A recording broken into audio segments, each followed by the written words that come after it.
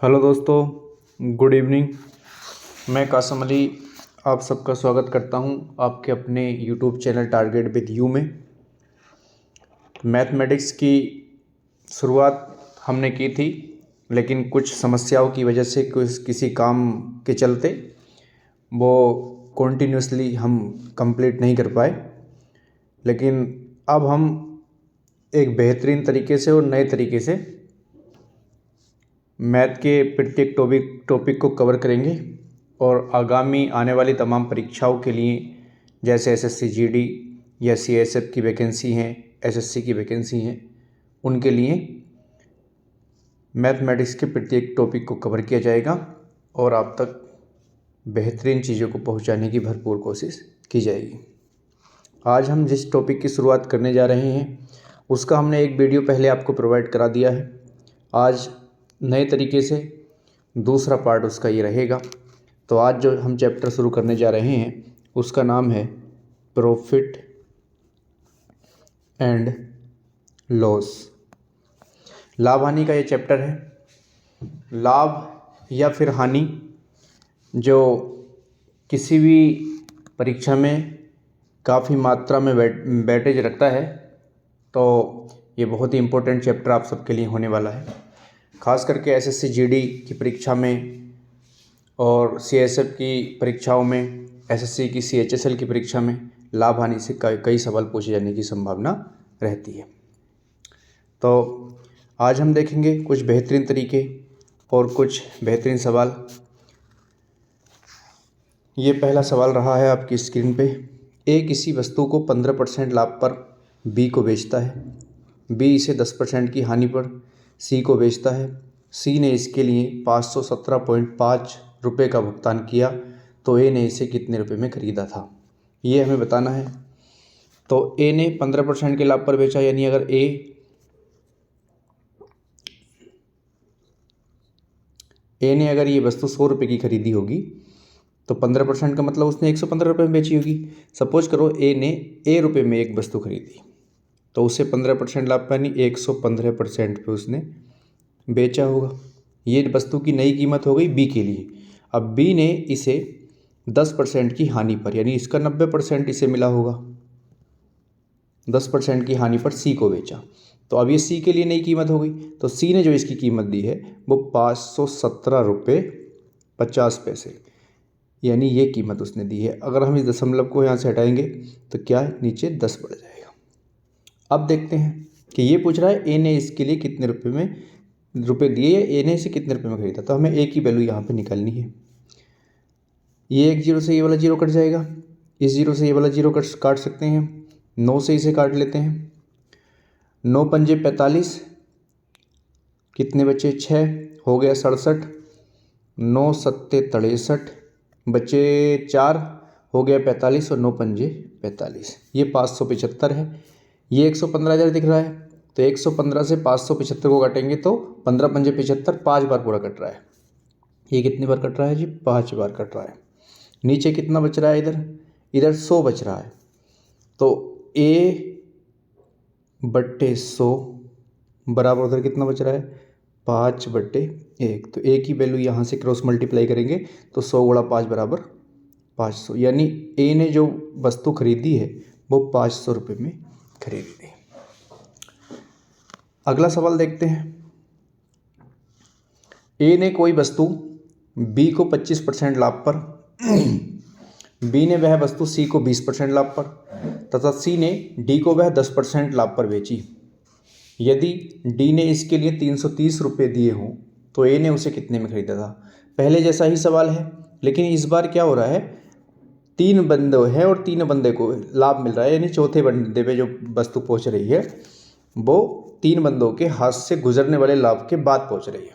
तो पहले ए ने, सपोज करो ए ने जो वस्तु खरीदी है वो ए रुपये में खरीदी हो या 100 रुपये में, कुछ भी मान सकते हैं।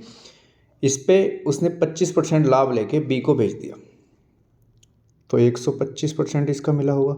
अच्छा, 125% अभी मैं पूरा लिख रहा हूँ, इसे 25 से काटेंगे, 25 पंजे 125, 25 चौका 100, 5/4 भी लिख सकते हैं। लेकिन देखते हैं आगे। बी ने इसे 20% लाभ पर, यानी 120% इसे मिला होगा। सी ने डी को 10% लाभ पर बेची। अब ये सी के लिए नई कीमत थी तो सी ने कितने बेच दिया, 10% लाभ पर, यानी 110% उसे मिला होगा। वो बोल रहा है अंततः अल्टीमेटली डी ने जो रुपया उसे दिया 330 रुपये दिए। अच्छा ये 110 है, ये 330 है, इसे 3 बार काट रहा है और काट लेते हैं। 25 पंजे 125, 25 चौका 100, और क्या कट रहा है जी, 3 से इसे काट सकते हैं 40 बार, 40 पंजे 200 और ये है 100, तो यानी ऊपर 2 बच जाएगा।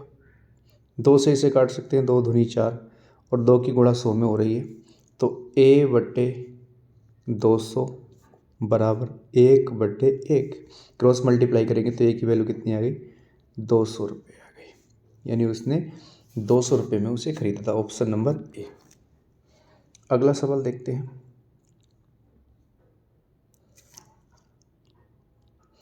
किसी वस्तु को 240 रुपये में बेचने पर उतना ही लाभ होता है जितना कि 160 रुपये में बेचने पे हानि होती है।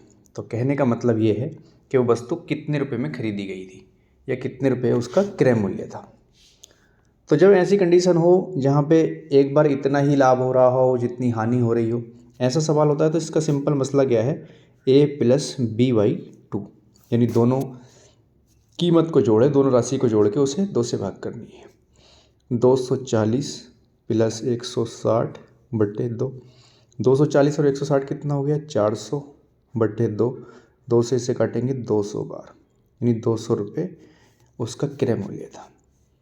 Option number B. अच्छा 200 रुपये क्रय मूल्य कैसे रहा होगा, देखो यहाँ पे अगर हम ये 40 रुपये में ज़्यादा में बेच रहा है, नहीं 40 रुपये का प्रॉफिट हो रहा है, और 160 रुपये में बेच रहा है, 200 से कितना कम है, ये 40 रुपये ही कम है, यानी एक बार जितनी हानि हो रही है 160 में बेचने पर, एक बार उतना ही लाभ हो रहा है जब 240 में बेचा जाता है, यानी 40 का ही अंतर है कीमतों में।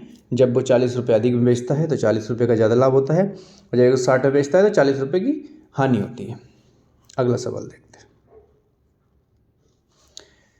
किसी वस्तु को 240 रुपये में बेचने पर, ये सवाल डबल आ गया, आगे देखते हैं अगला सवाल क्या है। एक व्यक्ति ने कुछ वस्तुएं x रुपये प्रति दर्जन के भाव से खरीदी, यानी x रुपये दिए हैं उसने 12 वस्तुओं के, दर्जन का मतलब यहाँ पे 12 है, तथा x/8 प्रति वस्तु के भाव से बेच देता है, तो उसका लाभ % निकालना है। अच्छा 12 वस्तुएं उसने खरीदी हैं, 12 वस्तुएं खरीदी हैं x रुपये की, तो एक वस्तु खरीदेगा x/12, ये एक वस्तु का क्रय मूल्य हो गया। और बोल रहा है x/8 में बेच रहा है, x/8 में बेच रहा है, तो उसका प्रॉफिट देखो, यहाँ पे x के 12 खंड हैं, यहाँ पे x के 8 खंड हैं, तो यानी इसकी वैल्यू ज़्यादा रही होगी x/8 की, तो प्रॉफिट कितने का हो गया, इसमें से घटाते हैं x/8 माइनस के x/12, 24 एलसीएम ले लेंगे, तो 12x में से 8x निकाला, कितना बचा जी, 4x/48, 4 से काटेंगे इसे, 12×8 = 86, 4 से काटो इसे, कितना हो गया ये,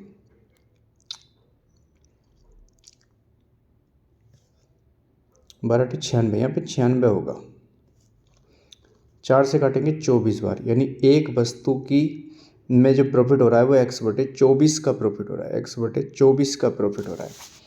तो उसमें हमें प्रॉफिट % निकालना था कि प्रॉफिट % कितना है, इधर निकाल लेते हैं। एक वस्तु पे कितना प्रॉफिट है, एक वस्तु पे प्रॉफिट है x/24 का, तो लाभ गुणा 100 क्रय मूल्य, क्रय मूल्य कितना था, क्रय मूल्य है x/12, तो 12 ऊपर पहुंच जाएगा, x से x कटेगा, 12 दूनी 24 और 2 से इसे काटेंगे 50 बार, यानी 50% का उसे लाभ हो रहा है। अगला सवाल देखते हैं। एक कुर्सी को 720 रुपये में बेचने पर दुकानदार को 25% की हानि होती है, वह इस कुर्सी को कितने रुपये में बेचे कि उसे 25% का लाभ हो। अच्छा 25% की हानि हो रही है, इसका मतलब उसने 75% में बेचा होगा, भाई जितने में उसने खरीदी उसका 75% में खरीदा बेचा होगा, तभी उसे 25% की हानि हो रही है। तो 720 रुपये में बेचा है, यानी 75% में जब बेचता है तो उसे 720 रुपये मिलते हैं। तो वह इस कुर्सी को कितने रुपए में बेचेगी उसे 25% का लाभ हो। तो ये 75% की वैल्यू है। 25 चौका 100, 25 तिया 75, 3 से काटेंगे इसे, 24 तिया 72 और 24 चौक 96, 960 रुपये की वस्तु है वो। 960 रुपये उसका क्रय मूल्य है, 25% लाभ उसे कमाना है, तो यानी 125% इसका मिलना चाहिए उसे। 0 से 0 कट जाएगा, 5 से काटेंगे 2 बार, 5 से काटो 25 पंजे 125, 25 बार, 2 से काटेंगे इसे 48 दूनी 96, 48 की और 25 की गुणा करेंगे, 25 अट्ठे 200, 25 अट्ठे 200 का 0 हासिल बचे 2, 20 और 25 चौका 100 और 20 120, यानी 1200 रुपये में उसे बेचना चाहिए, तब जाके उसे 25% का लाभ होगा। तो option number A is the correct answer. अगला सवाल देखते हैं। राम ने 1400 रुपये में एक साइकिल खरीदी और उसे 15% के नुकसान से बेच दिया। साइकिल का बिक्री मूल्य क्या रहा होगा? ये बहुत सिंपल सवाल है। 15% के नुकसान पे वो बेच रहा है, तो यानी उसे कितना मिला होगा? 85%। यानी 1400 जो वैल्यू है वो किसी की 85% है। यही बोल रहा है ना। राम ने एक साइकिल 1400 रुपये में खरीदी और उसे 15% के नुकसान से बेच दिया। जैसे खरीदी है, एक क्रय मूल्य है, तो उसे 15% के नुकसान से बेच दिया, तो बिक्री मूल्य क्या रहा होगा? इसका 15% हमें, इसका 85% हमें निकालना था, क्योंकि 85% में बेची होगी।